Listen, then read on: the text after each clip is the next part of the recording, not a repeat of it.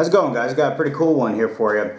I've got the Colts Open Top 22 Pocket Revolver. Check this thing out with me.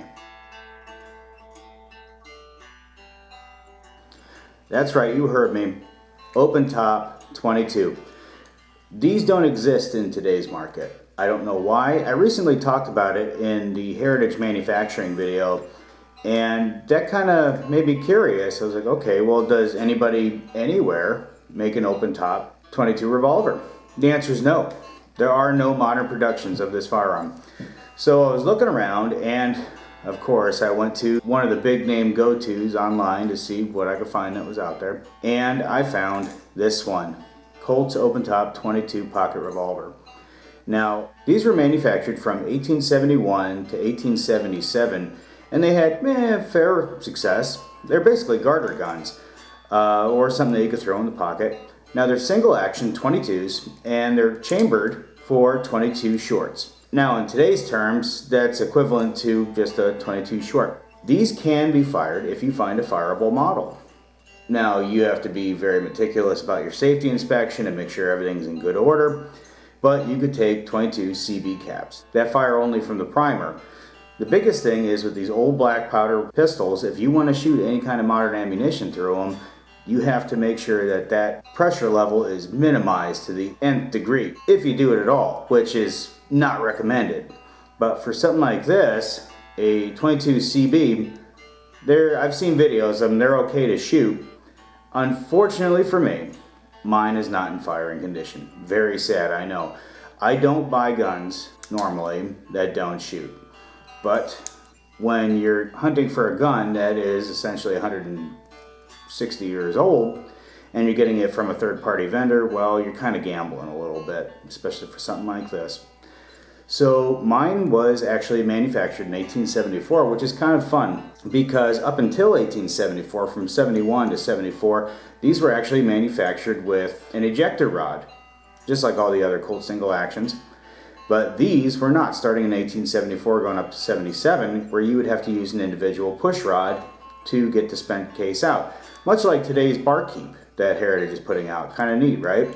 Seeing some of these borrowed concepts coming back. Well, anyway, the action on this works pretty darn well. You can put it to the half cock to load it. Then the cylinder will move freely. And then there's going to be this notch on the side right here is where you slide your cartridges through. And they'll go in, rotate to the next one, keep on, keep on, keep on. And then obviously, just like every other single action, you just cock it and then bring it back down. Now the neat thing about this is, the way that it's designed is that remains open. There's no gate to open or close. So the way it does it is, and obviously it's not loaded, I can't fire the darn thing. So when you take it to the full cock, it actually offsets it. And you can see how it's kind of offset. Well, that'll actually rest on the case so it won't be jostled loose while you're firing, which is kind of a neat concept. So the takedown method of this thing is actually kind of interesting. You'll want to set it on the half cock, just like any other. And then it's got this little swivel right here. You just swivel it out, pull the barrel off directly, pull the cylinder out, and there you have it.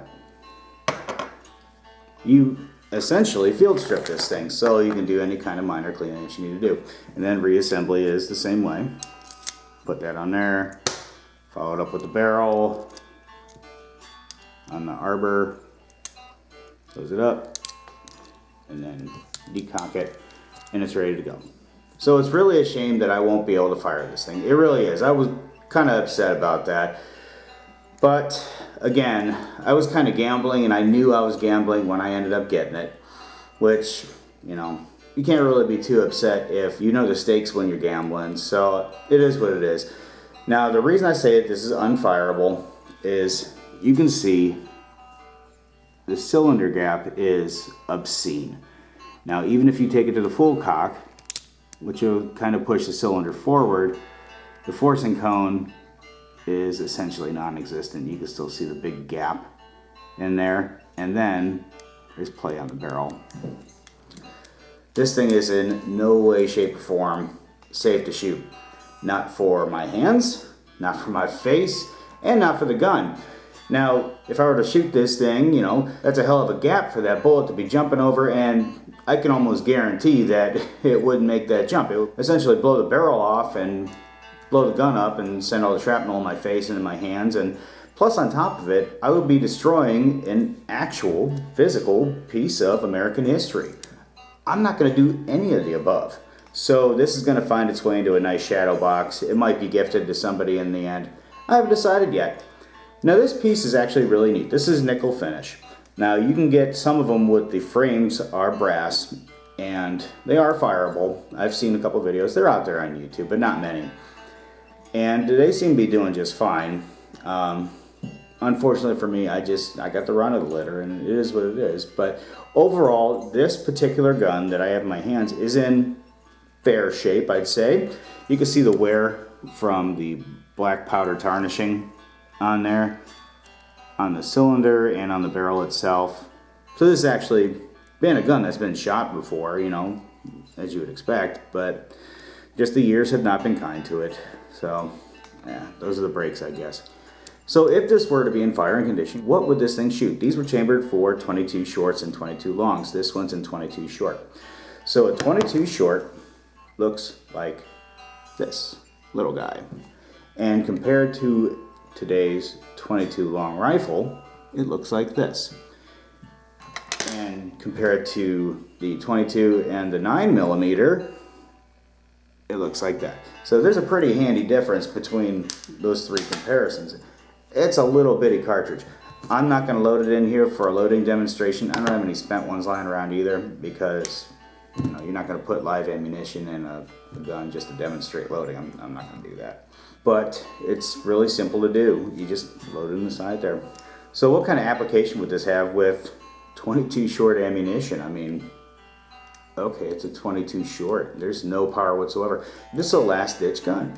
This is something that a woman would be maybe keeping in a drawer, or a fellow might keep in his coat pocket or something. So if somebody were to try and rob you, you got something that's better than a pointy stick. That's essentially the logic of it. Overall, it's a really neat piece. I'm disappointed I can't shoot it, but I am still happy that I have it. It's gonna find its own purpose, you know, one shape or another. Not a big deal. Yeah, it's just a neat little gun. And I've mentioned it before, there's something about holding a tangible piece of history in my hands, okay? So this one, I traced the serial number. This one was manufactured in 1874, so it was the first year that you would have to use the punch rod to get the spent cartridges out instead of having the ejector rod affixed to the barrel. So it's really neat. Like, for the most part, it's in good condition, other than the tarnishing and the, you know, the forcing cone being non-existent. Rifling in there is fairly strong, I guess, but it's defunct at this point. Yeah, really, really neat little piece. And it's a bona fide Colt. Back in Colt's golden age, too. This was around when Colt's single action army came out, 1873. Now, obviously this was made in 74, but the 73s, the Colt single action armies that are super famous today, were just coming out. They were hitting the market as this was on store shelves already. That's really cool, just kind of thinking about that. That's really neat. So again, there's just something about holding an actual tangible piece of history in your hands that just, it kind of blows you away a little bit. It's neat. Well, anyway, I hope you guys liked this video. Unfortunately, it's not a shooting video, but it is a really nice piece to show off and kind of chat a little bit about its background and some of its features. Shout out in the comments, tell me what you think. If you have any requests, as always, let me know. And don't forget to check out our friends over there, Workaday Custom Gun Leather, custom made to order. There's no point for him to make a holster for this, it doesn't shoot. But if you had a functional Colt pocket, I'm sure we can make something for you. But as always, don't forget to like, subscribe, and share with your buddies. Until next time.